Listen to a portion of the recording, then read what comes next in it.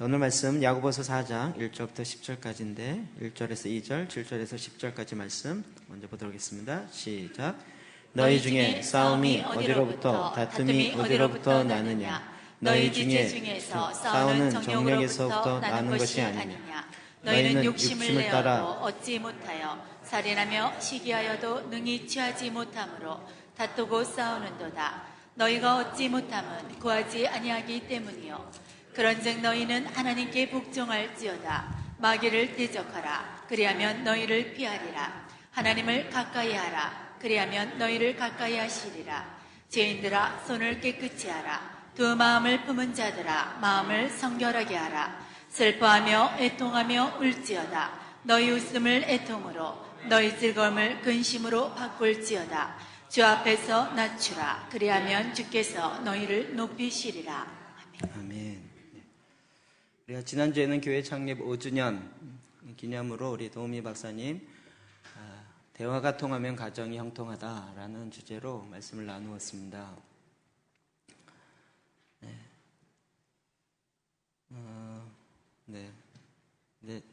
저희가 저희를 생각하는 것보다 외부에서 저희를 바라보는 시각이 훨씬 더 객관적이고 또 독특하게 보는 것 같습니다. 제가 개인적으로 얘기하는 가운데 정말 지금 브라질에 있는 동양 선교교회 목회를 하시는 담임 목사님 사모님이시거든요. 그렇게 목회를 하신 지가 벌써 20년이 넘게 되어 있고, 그러니까 이제 목회에 대한 고민이 늘 있으신 거죠. 그런 이야기를 나누면서 정말 교회에 그분이 우간다도 갔다 오시고 이스라엘도 갔다 오시고 하면서 본인 교회의 기도재단과 말씀으로 기도하기를 좀 이렇게 뿌리내리게 해보려고 했는데 중보팀조차도 잘 안 되는 것으로 인해서 어떻게 하면 이게 되는가, 이런 것에 대한 질문이 저한테 많았습니다. 그래서 저도 이렇게 저희 교회도 쉽지는 않습니다. 100% 다 하는 건 아닙니다. 이런 측면에서 이야기를 좀 드렸더니 지난 주일날 아침에 그런 이야기를 하신 거예요. 무슨 얘기했는지 기억 안 나시죠? 네, 그거는 몇 주 후에 말씀드리겠지만 개인의 데스티니이기도 하고 또 공동체, 저희 교회의 독특한 사명이기도 합니다. 이건 뭐 제가 만들려고 만드는 것도 아니고 하나님께서 우리에게 주어지는 것이고요. 그런 면에서 하나님이 우리에게 주는, 그러니까 개인과 가정은 우리 모두에게 다 있는, 직장까지는 다 공통적인 것인데, 특별히 이제 지역과 공동체, 교회와 또 국가적으로는 개인의 데스티니가 있는 것처럼 각 공동체마다 독특한 하나님의 부르심의 사명이 있습니다. 우리는 지금 그것을 어떻게 하면 이룰 것인가, 그것이 무엇이고 그것을 이루는 자의 삶이 무엇인가를 계속 살펴보고 있습니다. 도우미 박사님은 가정이라는 주제에 특별한 부르심이 있고, 그리고 그 주제를 갖고 박사학위도 하시고, 또 그 주제를 갖고 전 세계에 좀 되는 데까지 가서 계속 가정이라는 주제로 메시지를 전하고 계시고, 그분의 독특한 데스티니인 거죠. 모든 사람이 그렇게 하는 건 아닙니다. 그분에게 부름받은, 그분의 가정이 유복하고 가정이 좋았기 때문이냐? 그게 전혀 아니라는 걸 아시죠? 2년 전에 들었던 강의를 들어보시면 가정이 굉장히 어렵고 힘들었고 쉽지 않았던 상황이라는 것을 우리 간증을 통해서 충분히 잘 듣고 알 수 있습니다. 지금도 유튜브 치시면 이제 금방 그분의 간증과 더 많은 강의들이 올라와 있기 때문에 들을 수 있습니다. 그러니까 중요한 건 본인의 데스티니를 알아야 되는 거죠. 그리고 그 데스티니를 알기까지 하나님 앞에 좀 머물러 있어야 되는 거죠. 울리는데 조금만 조정해 주세요. 어디 계시죠? 네.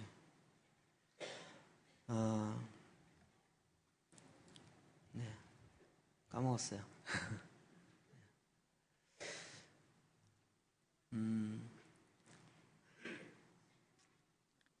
그래서 우리가 지금 데스티니가 무엇이냐라는 것과 그 데스티니를 처음부터 시작해갖고 잘 못 맞춘 솔로몬의 예를 들어봤고, 그 다음에 처음에는 자기의 데스티니가 이게 진짜구나 그래서 믿는 자를 잡아 죽이는 것에 앞장섰던 사도 바울의 생애가 처음에는 자기로부터 시작했지만 나중에 하나님의 데스티니를 발견하고 그가 이방인의 사도로 그 데스티니를 감당하기까지의 과정, 그리고 지지난주에는 이 데스티니 이루려면 어떻게 해야 할 것인가 라는 부분들을 살펴보았습니다. 오늘은 이 데스티니를 이루는 삶의 실제, 삶의 스타일, 삶의 양식에 대해서 같이 좀 살펴보려고 합니다. 오늘 말씀 후반에 보면 7절 9절에 보면 슬퍼하며 애통하며 울지어다. 참 독특한 명령이잖아요. 슬퍼하며 애통하며 울지어다. 너희 웃음을 애통으로 바꾸래요. 웃지 말고 울래요. 성경에 이런 명령도 다 있어요. 이게 그냥 권유도 아니고 명령이에요. 너희 즐거움을 근심으로 바꾸라는. 어떻게 성경에 이런 명령이 다 있을까? 이거는 지금 우리가 이 데스티니를 이루어감에 있어서 우리의 자세가 어떠해야 하는지를 정확하게 보여주고 있습니다. 자, 이런 면에서 우리는 우리의 인생에 계속적으로 선택하고 결단해야 될 이 중요성을 갖고 있습니다. 이건 우리의 책임이라고 그랬습니다. 에베소 2장 1절부터 3절까지 봅시다. 시작. 그는 허물과 죄로 죽었던 너희를 살리셨도다. 그때 너희는 그 가운데서 행하여 이 세상 풍조를 따르고 공중의 권세 잡은 자를 따랐으니 곧 지금 불순종들 가운데서 역사하는 영이라.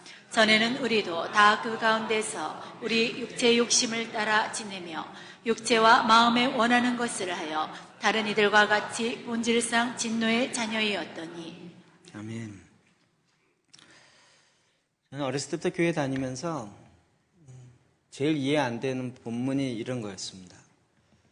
저는 공중의 권세 잡은 자를 따랐으니 라는 이 말 자체가 이해되지 않았고 저는 늘 교회를 따랐습니다. 교회를 다녔고 교회에서 이야기하는 것을 지키려고 많이 애썼고 말씀을 따르려고 많이 애썼기 때문에 나는 공중의 권세 잡은 자, 마귀를 따르거나 악한 영을 따른 적이 없다라고 저는 스스로 생각했습니다. 어렸을 때부터 교회 다녔으니까 당연히 그러랬거니라고 생각한 거죠. 그래서 이런 말에 동의가 잘 안 되는 것이었어요. 성경은 계속 이 얘기를 하고 있어요. 불순종의 아들들 가운데 역사하는 영을 따랐다는 거예요. 그것을 마지못해 간 것이 아니라 내가 기뻐해서 즐거워해서 쫓아갔다는 거예요. 3절에 전에는 우리도 다 그 가운데 우리 육체의 욕심을 따라 지내며 내 육체의 욕심을 따라 지냈다는 거예요. 여기 지금 따라갔다는 얘기를 계속 강조하려고 이 본문을 택했습니다. 육체의 욕심을 계속 따라가는 거예요. 육체와 마음에 원하는 것을 하였다라는 거예요. 정말 내가 교회를 중심으로 열심히 다녔지만, 교회를 다니긴 했지만 내 마음은 역시 내가 원하는 것을 많이 했습니다.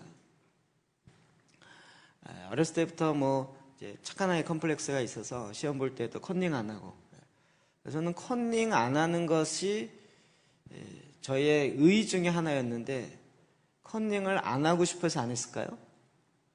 시험 문제가 나왔는데 모르는 게 나왔어요. 사지선당에 답을 했는데 이렇게 한번 딱 봐서 위치만 알면 알겠어요. 이렇게 딱. 모르는 문제가 나오면 그 다음부터 어떻게 되죠? 고개가 자꾸 목이 아픈데 이러면서 주변에 좀 이렇게 훅이라도 보여지는 게 없나라는 그게 제 안에 툭 일어나는 거예요. 안 돼! 이게 아니고요. 그게 자연스럽게 일어나는 거예요. 그러니까 결론은 뭐냐면 운 좋게 안 걸렸다는 것이지 내 안에 육체의 욕망을 따르지 않았다라는 게 아니죠. 안 하려고 생각은 하고 있었죠. 누가 얘기하면 답은 이거야 라고 말하고 있었지만 내 마음에서는 육체의 욕심을 따르는 거죠. 육체와 마음에 원하는 것을 하는 거예요. 내 마음에 원하는 대로 계속 하는 거죠. 성경은 계속 우리의 중심을 얘기해요. 이 세상에는 이런 마음과 생각과 중심을 얘기하지 않으니까 성경에서 이야기하는 이런 내용이 좀 어렵다라고 생각해요. 그리고 왜 이것까지 타치하냐라는 좀 불편함이 자꾸 올라오는 거죠. 또 볼까요? 로마서 8장 4절입니다. 시작. 육신을 따르지 않고 그 영을 따라 행하는 우리에게 율법의 요구가 이루어지게 하려 하심이니라. 육신을 따르는 자는 육신의 일을, 영을 따르는 자는 영의 일을 생각하나니. 아멘. 예, 뭘 따르냐의 문제라는 거죠. 육신을 따르는 사람은 육신의 일을, 영을 따르는 자는 영의 일을 생각한다. 아, 나는 육신을 따르지 않는다. 육신에서 살인, 간음, 거짓, 이런 거 나오는데 나 이걸 따르지 않는다. 라고 생각하고 있죠. 그러면 반대로 물어볼게요. 영을 따르고 있습니까?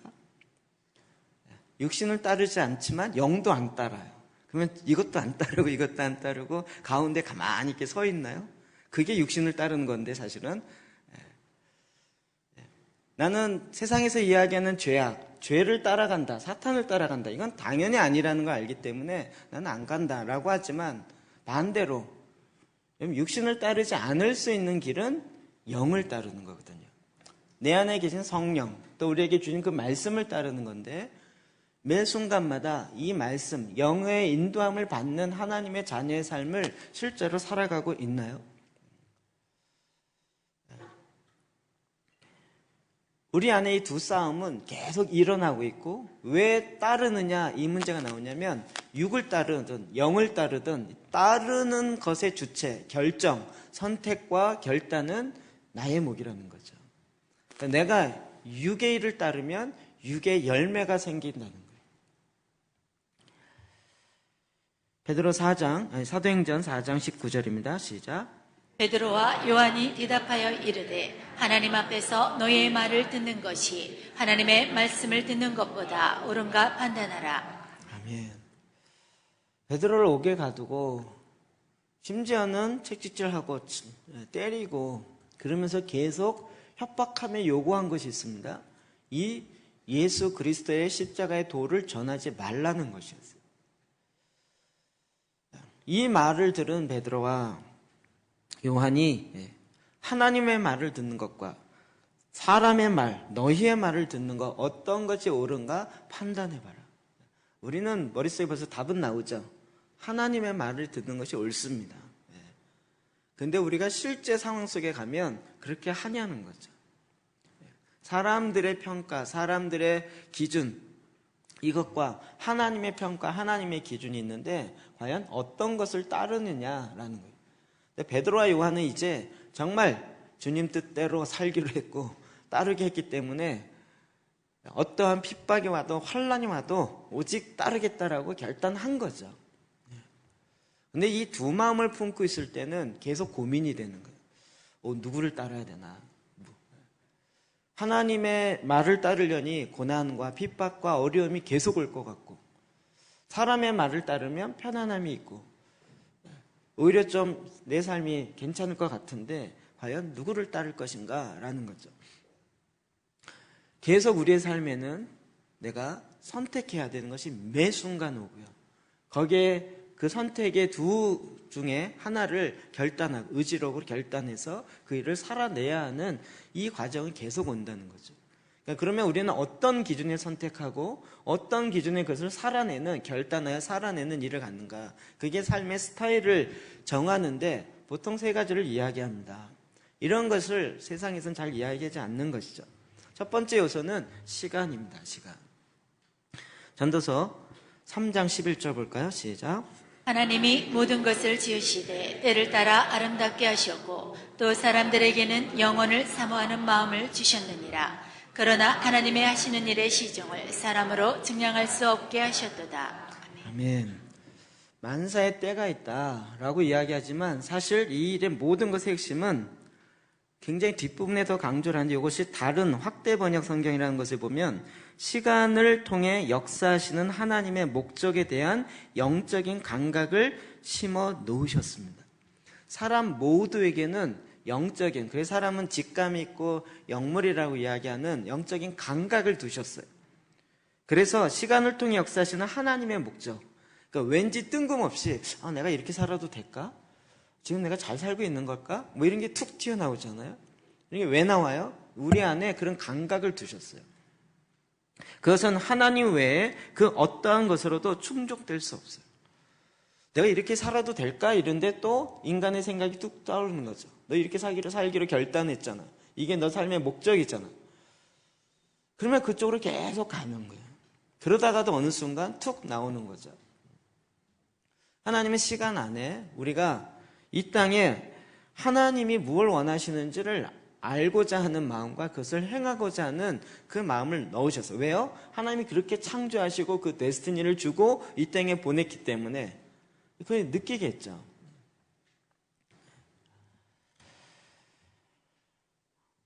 그렇기 때문에 우리의 시간은 사실은 시간을 제약하는 건 별로 없는 것 같습니다. 시간은 내 마음대로 쓸 수 있다라고 이야기하는 것 같지만 그러나 이 시간의 핵심 중에 하나는 이 시간은 하나님의 데스티니, 하나님의 일을 이루기 위해서 우리에게 허용했다라는 것입니다. 아니 시간까지 하나님의 것이라고 얘기하면 내 것은 어디냐? 이런 생각 자체가 육에서부터 나오는 생각인 거죠. 에베소서 5장 15절부터 17절 볼까요? 시작. 그런즉 너희가 어떻게 행할지를 자세히 주의하여 지혜 없는 자 같이 하지 말고 오직 지혜 있는 자 같이 하여 세월을 아끼라. 때가 악하니라. 그러므로 어리석은 자가 되지 말고 오직 주의 뜻이 무엇인가 이해하라. 아멘. 요즘 오후 예배에 계속적으로 중심적으로 살펴보고 있는 거죠. 때가 악하다. 세월을 아끼라. 시간을 선용해라. 기회를 잡고 머리를 사용해야 된다. 자, 옛날 사람이 벌써 된 것 같은 느낌이 들어서 저도 좀 슬픈데 갑자기 시간과 관련돼서 떠오르는 유행가가 뭐가 있나 그랬더니 요즘 노래는 전혀 다 모르니까 옛날에 아주 뚱뚱한 사람이 불렀던 인생은 나그네 길 어디로 와서 어디로 가냐. 이게. 웃는 사람은 이게 통하는 거고요. 안 웃는 사람은 저게 무슨 노래냐. 인생은 어디로 왔다가 어디로 가냐. 모른다는 거죠. 근데 우리는 알죠. 이 세상은 모르기 때문에 그냥 나그네고 흘러간다 이렇게 얘기하지만 우리는 아는 거죠. 어디에서 오죠? 하늘로부터 와요. 어디로 가요? 다시 하늘로 가요. 그냥 왔다가 가기 때문에 그냥 왔고 갔구나 이렇게 끝나겠습니까? 왜 하늘로부터 올까요? 하나님의 뜻, 하나님의 데스티니를 이루기 위해서. 왜 다시 돌아갈까요? 다 이루었으니까요. 그 기간이 끝났으니까요. 어찌 보면 성경을 보면 너무 간단한 거예요. 근데 세상은 하나님을 없고 하나님 없이 생각하려니까 이게 답이 안 나올 수밖에 없죠. 그 뜻을 알면 알수록 저는 이거 메시지 성경으로 보면 볼수록 마음에 콱콱 꽂혀요. 에베소서 5장 15절의 말씀 메시지 성경으로 보면 11절부터 헛된 일 분주하기만 할 뿐 성과가 없는 일 어둠을 쫓는 무익한 일로부터 여러분의 시간을 허비하지 마십시오. 헛된 일, 분주하기만 할 성과가 없는 일. 이게 이제 주도적인 삶을 사느냐 아니면 끌려가는 삶을 사느냐의 차이인데요. 스마트폰에 카톡이 왔는가 아무리 이렇게 뒤져봐도 내 인생 바뀌진 않습니다. 막 분주하고 막 올라오면 즉시 답을 줘야 된다라는 사명을 갖고 올라오자마자 답을 달아주려고 항상 스탠바이 하고 있고 원래 까떡 소리만 오면 와서 막 답을 달아요. 제가 한번 그거 답을 안 달아갖고 누가 씹었다고 저보고 막 불평을 하던데 저는 웬만하면 답을 안 다는 사람이에요.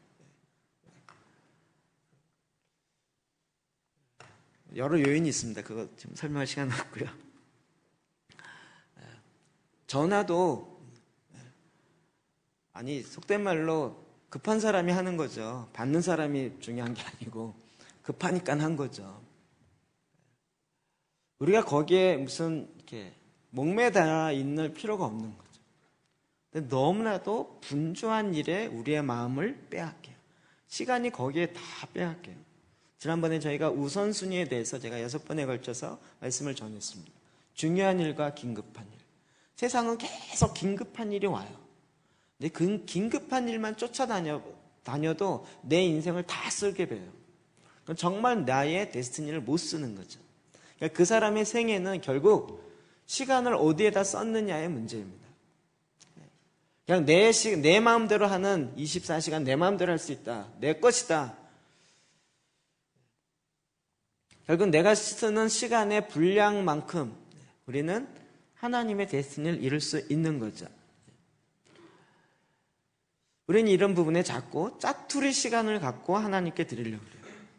아니 목사님, 우리 지금 현대인이 얼마나 바쁜데 성경을 10장을 읽으려고 하십니까? 아니 한 장도 읽기 힘든데 왜 10장을 읽으라고 하십니까? 직장인이 얼마나 바쁜지 목사님 직장생활 해봤어요? 해봤어요? 이런. 제가 그때 답을 못하고 있었는데요, 직장 재단 하시는 분이 나와서 답을 줬어요. 그 사람이 마이크를 딱 닫자마자 할 수 있습니다. 할 수 있습니다. 제가 얘기한 게 아니라 직장 재단. 그분의 대답은 거꾸로 했어요. 제가 이 기도 재단을 하지 않을 때는 분주한 일, 헛된 일에 자꾸 마음을 빼앗기고 시간을 빼앗기고 이러는데 기도 재단을 하기 시작함부터 내 마음이 지켜진다는 거예요. 그리고 시간을 어디다 써야 될지를 자기가 생각지도 못했던 거 이제 막 오기 시작하고 그 열망이 생기기 시작하면서 시간만 나면 성경을 봐야겠다. 이 마음이 일어나는 거예요. 오늘 오후에도 계속 이야기하겠지만 하나님의 말씀은 그냥 좋은 책이 아니에요. 내 영의 양식이에요. 우리가 육의 양식을 하루에 3번 먹는 것처럼 영의 양식을 먹어야 되는 거예요. 이건 그냥 성경을 읽자 얘기가 아니라 영도 좀 먹어서 영의 생각과 영의 인도함을 충분히 받을 줄 알 수 있는 영적 분위기가 돼야 되는데 일주일에 한 번 찔끔 먹고는 그리스도인의 승리하는 삶을 살 수가 없는 거죠. 며칠 성경을 계속 보면 그러니 여러분의 발걸음을 살피십시오. 머리를 쓰십시오. 기회를 얻을 때마다 그 기회를 선용하십시오. 지금은 긴박한 때입니다. 생각 없이 경솔하게 살지 마십시오. 주님이 바라시는 것이 무엇인지를 깨달으십시오. 우리는 자꾸 주님이 딱 답을 줘서 옅다 여기 답 이랬으면 좋겠죠. 근데 그걸 우리가 생각하라. 그러려면 거기에 또 시간을 들여야 되는 거죠. 우리가 이번에 읽었던 말라기 말씀 이렇게 보면 말라기의 배경이 있잖아요. 그들이 70년 만에 다시 돌아왔어요. 스룹바벨 성벽을 졌어요. 그래서 그들이 다시 하나님의 기뻐하신 대로 살았냐? 그렇지 않아요. 하나님의 선민 유대인들이지만 계속 하나님의 율법과 하나님의 규례를 어겨요. 그래서 왜 어겼냐 그러면 우리가 언제 어겼어요? 라고 하나님께 대들어요. 성경이 너무 재밌어요. 그런 거 보면 3장 14절 보면 이는 너희가 말하기를 하나님을 섬기는 것이 헛되니 만군의 여호와 앞에서 그의 명령을 지키며 슬프게 행하는 것이 무엇이 유익하리요? 아니 주의 명령대에서 안식일을 주일을 지키고 슬프게 금식하고 이런 게 무슨 효과가 있겠냐라고 이야기했는데 하나님 그걸 다 기억하셨어요. 우리가 그 말을 막 10년 동안 하고 다녔는데 내 인생에 아무 일 없는데 하나님은 나중에 결산하는 그때 너 이런 얘기했지 그러면서 다 끄집어와서 내가 그걸 심판하겠다 이렇게 얘기하시는 거예요. 너무 많죠, 이런 내용들이요. 그러니까 지금 우리는 시간을 하나님의 뜻이, 하나님의 데스티니가 어디 있는지를 끊임없이 알고 그것을 이루고 선택하는 것에, 결단하고 이루어가는 것에 시간을 써야 되는 거예요. 헛된 것에 우리의 시간을 낭비할 시간이 별로 없어요. 왜요? 세월이 악하고 지금 마지막 때가 더 가까이 왔기 때문에. 그래서 시편 기자는 이렇게 기도했습니다. 90편 12절입니다. 시작. 우리에게 우리 날 계수함을 가르치사 지혜로운 마음을 얻게 하소서. 아멘. 우리의 날 계수함을 가르치사. 정말 이렇게 연세 드신 분은 이해되시겠죠? 청년의 때에 할 수 있는 게 있고 지금 아무리 내 마음은 18살이야 이래도 안 되는 게 있죠. 이번에 우리 청년부에서 러시아 하바rov스크에 간다 해서 저는 그런 거 100% 따라가는 사람이지 같이 가는 사람이죠. 제가 맨날 앞장서서 가지 가는 걸 보면서 나는 왜 안 가고 있지? 이런 생각이 이상하게 들리는 거예요. 정말 단기팀 매해 두 팀, 세 팀씩 데리고 나가고 같이 가고 준비하고 이게 저의 삶이었고 저의 그 10여 년의 그 사역이었는데 어느덧 지금은 가고 싶어도 못 가고 하고 싶어도 때가 있어요. 마음은 안 바뀐 것 같아요. 마음은 나도 가지 뭐 이러고 싶은 게 툭 일어나지만 그게 주책이지. 우리는 항상 뭔가 할 수 있을 거라고 자꾸 생각해요. 근데 그 때가 있다는 거죠. 때가. 청년들이 평생 청년일 거라고 생각해요. 제가 그랬어요. 우리 모두 다 그랬잖아요. 나는 20대를 지금 30년째 살고 있어. 20대처럼 지금 살고 있어요. 그게 되냐고요. 좀 오래 서 있으면 무릎 아프고 찬바람 쐬면 뼈가 쑤신다는 얘기 저희가 전혀 이해를 못했는데 요즘은 조금 이해가 가요. 이게 젊었을 때는 뭔 말인지 이해가 안 가는 거죠. 내가 더우니까. 이게 다 지금 날의 계수함을 알 수 있는 지혜를 가져야 돼요. 이걸 구하고 있던 거예요. 내가 해야 될 그 타이밍에 그걸 해야 되는 거예요. 지나고 나서 늦게 해보겠다. 그러면 시간도 더 들고 잘 안 되는 부분도 너무 많고요. 이 세상은 결국은 이 시간을 자꾸 빼앗아 가려는 거예요. 이런 거 해야 된다. 다른 사람도 레저 하니까 너도 해야 된다. 다른 사람이 골프 하니까 너도 해야 된다. 이거 안 하면 뒤처진다.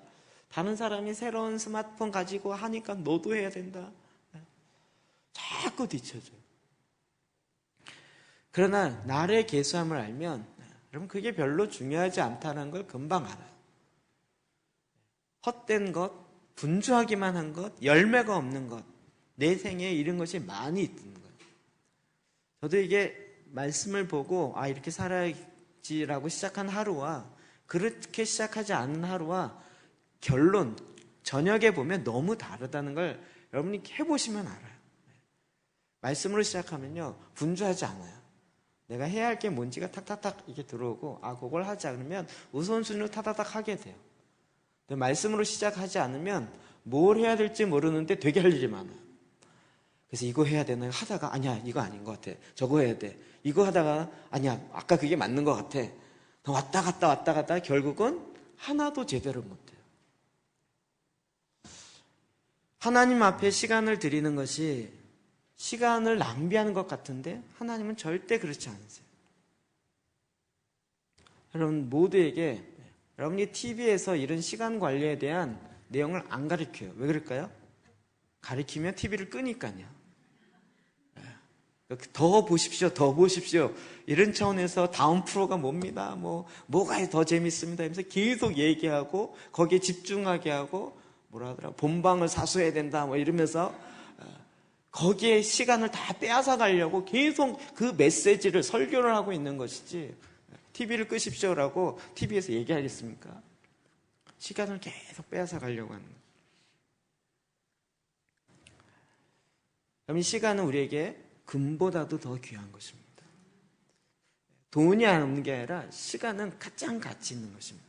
이것을 하나님의 데스티니를 이루는 것에 사용해야 하는 것입니다. 이건 내가 선택과 결단으로 할 수 있는 것입니다. 그 다음은 두 번째 요소는요, 생각입니다. 고린도후서 10장 4절 볼까요? 시작. 우리의 싸우는 무기는 육신에 속한 것이 아니요 오직 어떤 견고한 진도 무너뜨리는 하나님의 능력이라. 모든 이론을 무너뜨리며 하나님 아는 것을 대적하여 높아진 것을 다 무너뜨리고 모든 생각을 사로잡아 그리스도에게 복종하게 하니 너희의 복종이 온전하게 될 때에 모든 복종하지 않는 것을 벌하려고 준비하는 중에 있노라. 아멘. 이 말씀은 너무나도 잘 아는 말씀이지만 우리가 잘 아는 말씀을 좀 새롭게 하려면 다른 버전 성경을 읽는 거거든요. 저는 이제 주로 메시지 성경을 읽으니까 세상은 원칙이 없습니다. 인정사정 없는 냉혹한 곳입니다. 세상은 정정당당하게 싸우지 않습니다. 다 동의하시죠? 직장에서 삶의 현장에서 보면 절대 정정당당하지 않아요. 어떻게든지 밟고 일어나려고 그러고 어떻게 하든지 싸워서 내 걸로 만들려고 하고. 그러면 우리가 어떻게 살아야 되겠습니까? 자, 그러나 우리는 그런 식으로 살거나 싸우지 않습니다. 이제까지도 그랬고 앞으로도 그럴 것입니다. 우리 일에 사용하는 도구는 마케팅이나 시세를 조작하는 데 쓰는 것이 아닙니다. 우리의 도구는 타락한 문화 전체를 뒤엎는 데 쓰입니다. 우리는 하나님의 강력한 도구를 사용하여 뒤틀린 철학을 분쇄하고 하나님의 진리를 가로막기 위해 세워진 장벽들을 허물고 모든 흐트러진 생각, 감정, 충동, 그리스도께서 조성하신 삶의 구조에 맞게 변화시킵니다. 우리의 도구는 모든 방해의 원인을 제거하고 성숙에 이르는 순종의 삶을 배우는데 즉시 쓸 수 있도록 준비된 도구입니다. 듣기만 해도 내용이 좀 들어오시죠? 그리스도인의 삶은 이 세상 사람들이 정정당당하게 안 싸우니까 우리는 더 뛰어넘게 가자, 이런 차원이 아닌 거예요. 우리는 그렇게 싸우는 것이 아니고 그 모든 이론, 헛된 철학, 이걸 뒤집는 하나님의 말씀으로 말미암아 산다는 거예요. 제일 대표가 다니엘이죠. 그리고 그의 세 친구요. 저 신상에게 절하지 않으면 죽어요.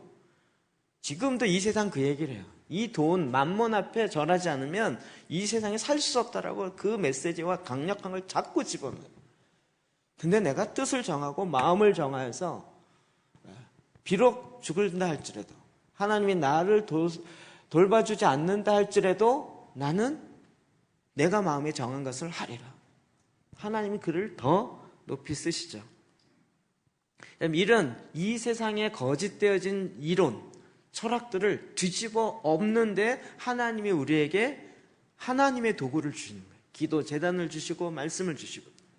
기도 재단은 했느냐 안 했느냐가 아니라 거기서 들은 말씀으로 이 세상을 뒤집는 거예요. 내가 봤더니 헛된 것에 속고 있어요. 이거 잘못된 거네, 헛된 거네, 뒤집자.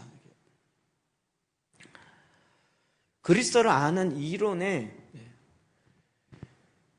그리스도를 아는 것, 그리스도에게 복종하는 것. 제가 요즘에 이제 목사님들을 주로 만나다 보니까 기도재단 하면 교회가 어떻게 되나 이 질문을 참 많이 해요. 제가 많이 받아요. 제가 뭐라 그럴까요?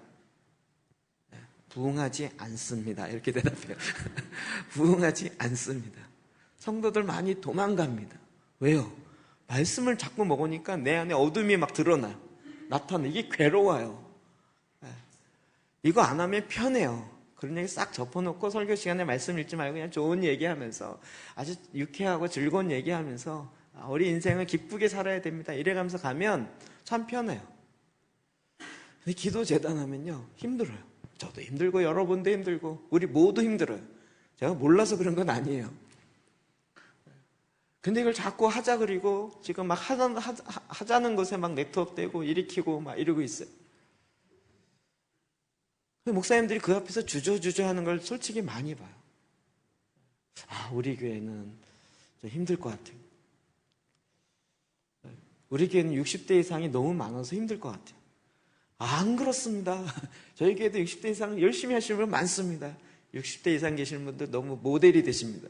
절대 안 도망가십니다. 계속 하십니다. 오히려 말씀을 듣습니다. 어린이들, 애들은 좀 힘들지 않을까요? 힘들죠. 그러나 아이들이야말로 진짜 이것을 해야 될 것입니다. 세상을 뒤집어야 할 수 있어요. 세상의 헛된 철학, 헛된 이론을 쳐서 완전히 예수 그리스도 앞에 무릎 꿇게 복종시키도록 만들어야 되는 거죠.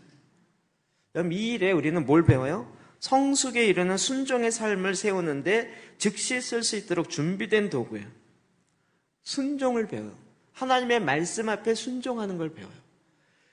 네가 이 시대에 지금 말씀대로 살면 넌 도태되고 넌 뒤떨어진다라는 생각이 자꾸 와요. 세상에서 그런 메시지를 계속하고 있기 때문에. 그러니까 내 안에서도 자꾸 유괴 생각 속에서 말씀대로 살면 안 될 거라는 이 생각이, 말씀대로 사업하고 말씀대로 이렇게 하면 안 될 거라는 거예요.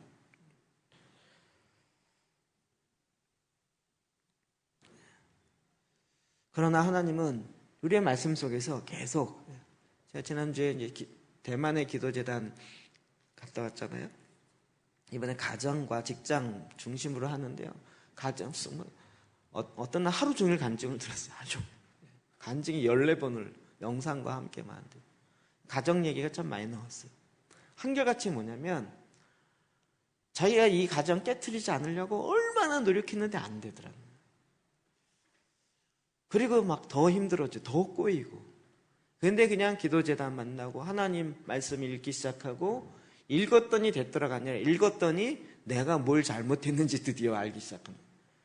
전에는 나 때문이 아니라 저 사람 때문에, 저 남편 때문이고, 이 아내 때문이고, 뭐 때문이고, 우리 집안의 문제 뭐 때문이야 계속 이러면서 이것만 없으면, 이렇지만 하면 우리 집안 괜찮고 난 괜찮을 텐데 계속 이러고 있다가 기도 말씀을 통해서 보니까 드디어 생각이 들어오기 시작합니다. 하나님의 생수와 같은, 생명수와 같은 그 말씀이 들어오는 거예요.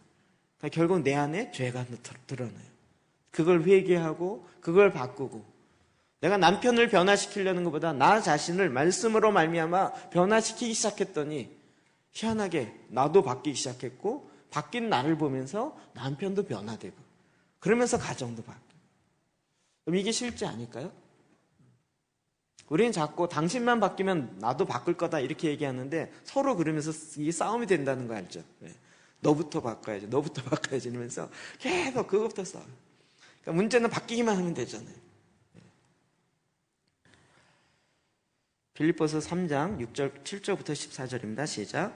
그러나 무엇이든지 내게 유익하던 것을 내가 그리스도를 위하여 다 해로 여길 뿐더러 또한 모든 것을 해로 여김은 내 주 그리스도 예수를 아는 지식이 가장 고상하기 때문이라. 내가 그를 위하여 모든 것을 잃어버리고 배설물로 여김은 그리스도를 얻고 표대를 향하여 그리스도 예수 안에서 하나님이 위에서 부르신 부름의 상을 위하여 달려가노라. 아멘. 죄송한데 이거 메시지 성경으로 또 읽어드릴게요. 나는 저들이 자랑스럽게 내세우는 조건들, 내가 명예로이 여겼던 다른 모든 것과 함께 갈기갈기 찢어 쓰레기통에 내던졌습니다. 왜 그랬을까요? 그리스도 때문입니다. 그렇습니다. 내가 전에 그토록 중요하게 여겼던 모든 것이 내 삶에서 사라져버렸습니다. 그리스도 예수를 내 주님으로 직접 아는 고귀한 특권에 비하면 내가 전에 보탬이 된다고 여겼던 모든 것은 하찮은 것, 곧 개똥이나 다름없습니다. 내가 전에 뭐 달리기를 잘해서 트로피가 몇 개 있어요. 그걸 막 전시하느라고 전시 장사할 거예요. 근데 주님을 아는 것에 보니까 이게 다 뭐예요? 쓰레기예요. 쓰레기와 같은 거예요. 그래서 그냥 개똥처럼 버렸다는 거예요. 치워버렸다는 거예요. 그리스도인의 삶은 무엇입니까? 주님을 아는 거예요.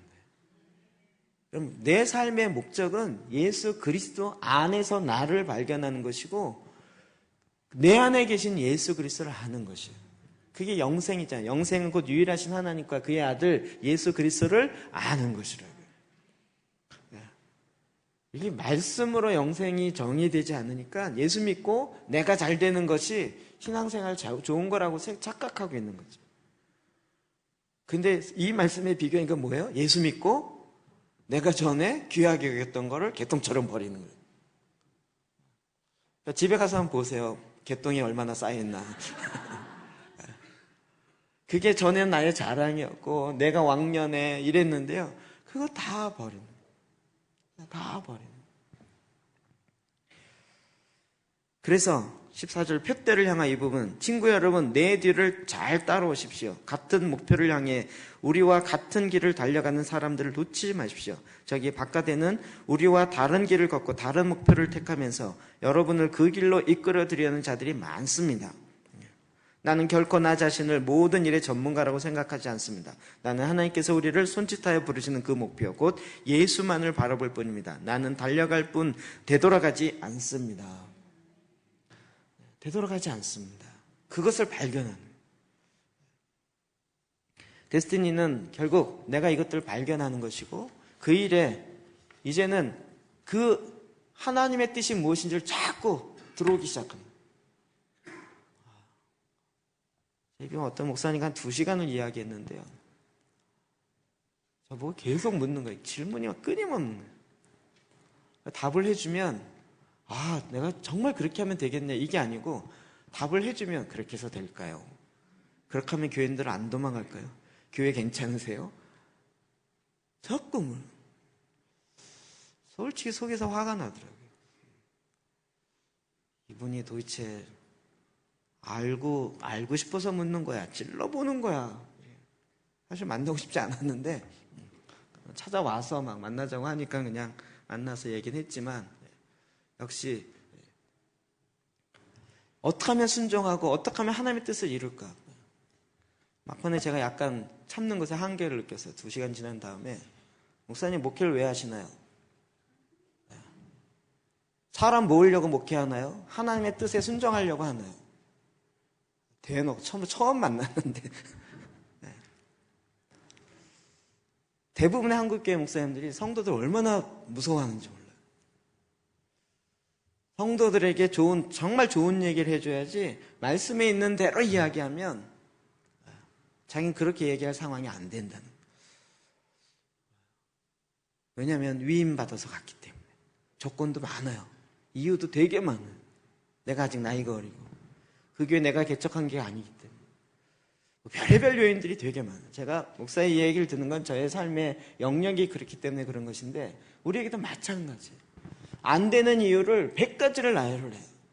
그래도 하나님의 뜻은, 하나님의 말씀은 우리 안에 들어와서 생각 가운데 들어요. 우리가 예수님이 재림하지 않을 것에 대해서 100가지를 얘기해도 예수님이 안 오시겠어요?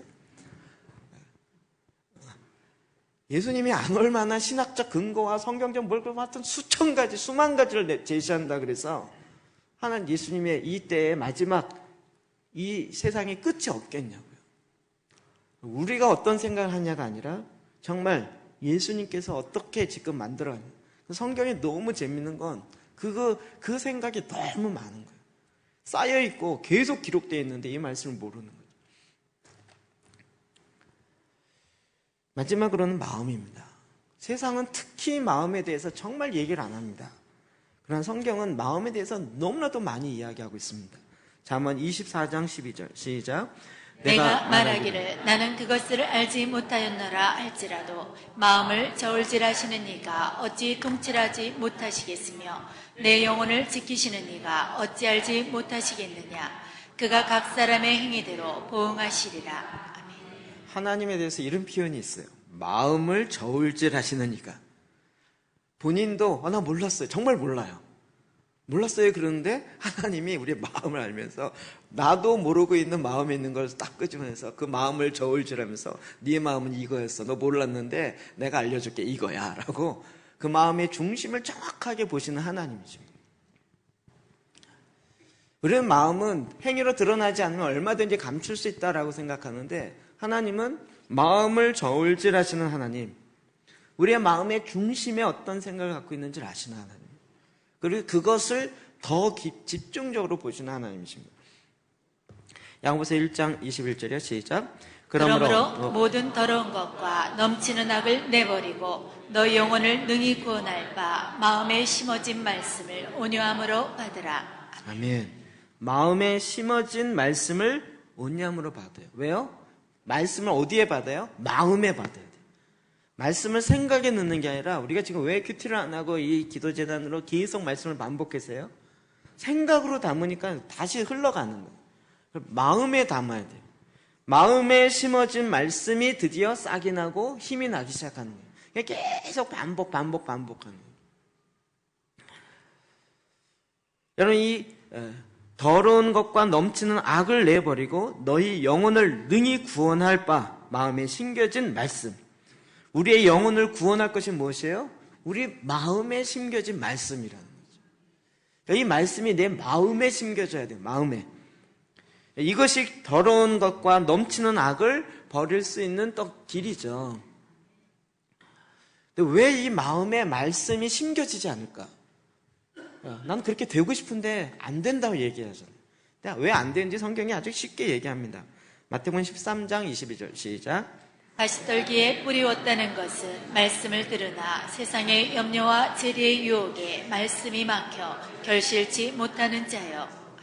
왜 그렇다고요? 우리의 마음이 뭐가 많기 때문에 세상의 염려와 또 재리의 유혹. 재리가 뭐예요? 돈의 유혹이요. 우리 마음이 계속 세상의 염려가 너무 많아. 우리가 염려하는 거에 99%는 안 일어난다 그랬죠. 예. 저희 어머니가 염려 대가였어요. 염려의 완전 킹 오브 킹이었어요. 정말. 예. 제가 좀만 늦게 들어와도 얘 늦게 온 것 같아. 그럼 그때부터 시나리오 쓰기 시작해갖고 왜 늦게 왔을까? 왜 아직 안 들었을까? 교통사고 났을 것 같아. 이 교통사고 나면 어떡하지? 경찰서에 알아볼까? 이러면서 막 그때부터 시나리오 쓰기 시작해요. 그리고 이걸 막 들어올 때까지 30분, 40분, 막 1시간까지 계속. 그리고 어느 날 보면 경찰서에 전화하고 있어요. 왜 그러세요? 그러면 아니 네가 안 들어와서 교통사고 난 줄. 막 염려를 근거로 해서 그 다음부터 막 계속. 제가 교통사고 난 적이 있을까요? 없을까요? 거의 없어요. 그분의 염려는 한 번, 근데 그걸 또 인사라고, 당신의 염려 때문에 내가 이렇게 됐다는 거예요. 하나님의 보호하심 때문이지 절대 염려 때문은 아닙니다. 세상의 염려로 인하여서 하나님의 말씀이 내 마음에서 결실을 못 낸다. 성경이 뭐 제가 뭘 말을 더하고 뺐나요? 있는 그대로죠. 또 재리의 유혹, 돈에 대한 유혹이요. 왜요? 내 마음이 지금 돈에 대한 갖고 싶은 만몬을 섬기고자 하는 그 마음이 육의 생각이 있기 때문에 요 유혹이 오면 자꾸 빨려가는 거예요. 딱 끊으면 너무 좋아요. 이 두 가지 마음이 나로 하여금 말씀이 내 마음에 임하여서 열매 맺지 못하도록 막고 있어요. 염려가 드는데 염려를 어떻게 안 합니까? 자꾸 이야기하는데 염려 안 할 수 있어요. 염려 안 해도 우리가 이 땅에 하나님의 뜻을 얼마든지 이루어갈 수 있어요. 우리가 괜히 쓸데없는 염려가 너무 많아요. 그래서 여러분 이 두 가지가 내 마음을 자꾸 뺏어가요. 뺏어가니까 거기에 생명의 말씀이 들어가질 못하는 거예요. 성경을 읽다가도 염려가 와요. 성경을 읽다가도 집에 가스레인지 불을 안 끈 것 같아. 불이 나면 어떡하지? 그때부터 염려하기 시작해요. 염려하면 어떻게 돼요? 말씀이 안 들어오죠. 그렇죠? 왜 이렇게 기도하려고 그러면 안 했던 일이 생각이 자꾸 나죠? 기도하려고 그러면 안 했던 일이 자꾸 되는데, 그러면 기도를 멈추고 이거 어떻게 되지? 알아봐야 되나? 이러면 멈춰져요. 이런 세상의 염려가 하나님 말씀 앞에 못 들어가게. 사고 나도 하나님 알아서 하시겠지. 사고 나도 나는 이걸 하리라. 하나님 책임지세요. 그리고 나는 하는 거죠.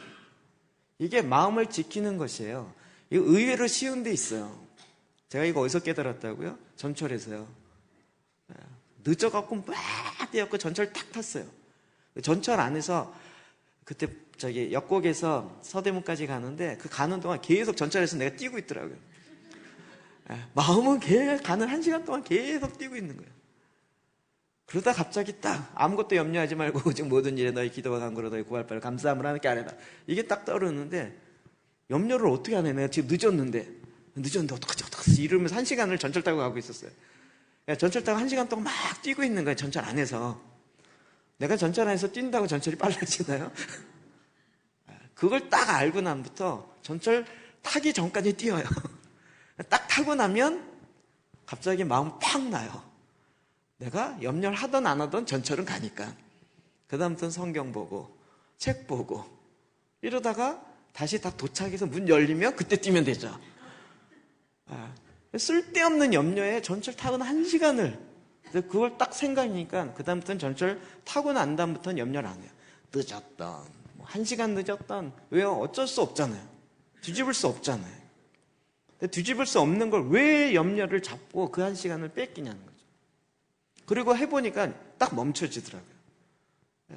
그래서 제가 전철 타면 염려 안 해요. 알아서 갈 거니까. 개가 짖는다 그래도 전철은 가요. 가요. 염려를 우리가 통제할 수 있어요. 염려하기를 선택하고 결단하니까 염려를 하는 것이지 우리가 염려하기를 포기할 수 있어요. 성경은 할 수 있다라고 말하고 있어요. 왜 염려를 해요? 하나님의 말씀이 안 들어와 있고 세상의 근심과 걱정 이걸 자꾸 들어오는데 이걸 여기에 계속 반응하는 거예요. 반응하니까.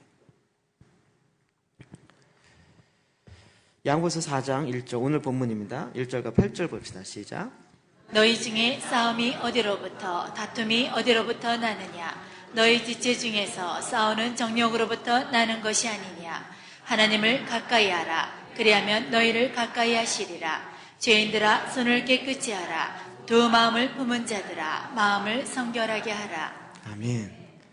또 메시지 성경을 한 번 더 보겠습니다.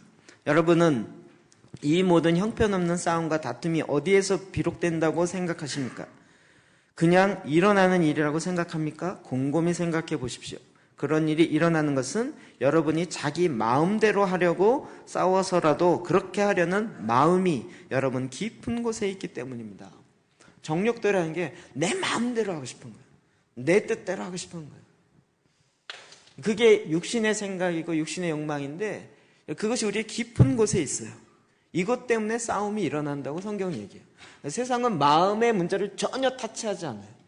근데 성경은 마음의 문제가 핵심이라고 그래요. 영적 전쟁 어디서 일어나요? 내 마음에서요.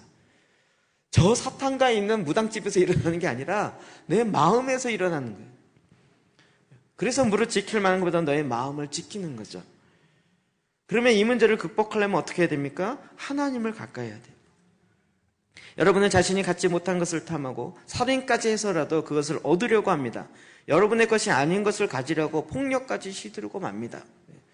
자, 여러분은 하나님을 속이고 있습니다. 온통 자기 마음대로 살거나 기회 있을 때마다 세상과 놀아나는 것이 여러분이 원하는 바라면 여러분은 결코 하나님의 원수가 되어 하나님과 그분의 길을 거스르고 말 것입니다. 여러분은 하나님께서 관심하지 않으신다고 생각하십니까? 잠언은 하나님은 맹렬히 질투하는 연인이시다라고 말합니다. 우리가 마음을 세상에 두는 것에 하나님이 질투하신다고. 질투하시는 하나님 한번 묵상해 보십시오. 하나님의 질투가 우리를 그냥 내버려 두진 않습니다. 그러니 하나님이 여러분 안에서 그분 뜻대로 일하시게 해드리십시오. 마귀에게는 큰 소리로 안 돼! 라고 외치고 마귀가 날뛰지 않는지 주시하십시오. 하나님께서 조용히 예! 하고 말씀드리십시오. 하나님께 조용히 예. 마귀에게는 안 돼! 라고 얘기하고 하나님께 예! 이렇게 얘기하라고요. 제발 거꾸로 하지 마시고 하나님께 안 돼! 이러고 마귀에게는 예! 이러면서 쫓아가셔요. 이거 선택과 결단 누가 한다고요? 내가요. 그냥 안 돼! 이 안 돼! 라고 얘기할 수 있는 건 말씀이 들어와 있고요. 하나님의 생명이 들어와 있을 때 이게 됩니다. 그래서 두 마음을 품지 않는 거예요. 이걸 때문에 기도하십시오. 하나님 내가 우리의 마음을 갖고 기도하는 거예요. 하나님 내가 또 죄를 졌습니다가 아니라 이 죄를 지고자 하는 마음이 내 안에 있습니다. 내 마음에 하나님 말씀을 두고 싶지 않은 마음이 있습니다. 하나님 이 마음을 제거해 주십시오. 내가 정한 마음, 한 마음을 갖겠습니다. 기도하는데 왜 응답이 안 돼요? 두 마음을 품고 있기 때문에. 하나님 이것도 해주시고 저것도 해주고 두 개 다 하면 나 좋고 매부 좋고 하나님 좋고 나 좋고 얼마나 좋겠습니까? 이거 안 된다니까요.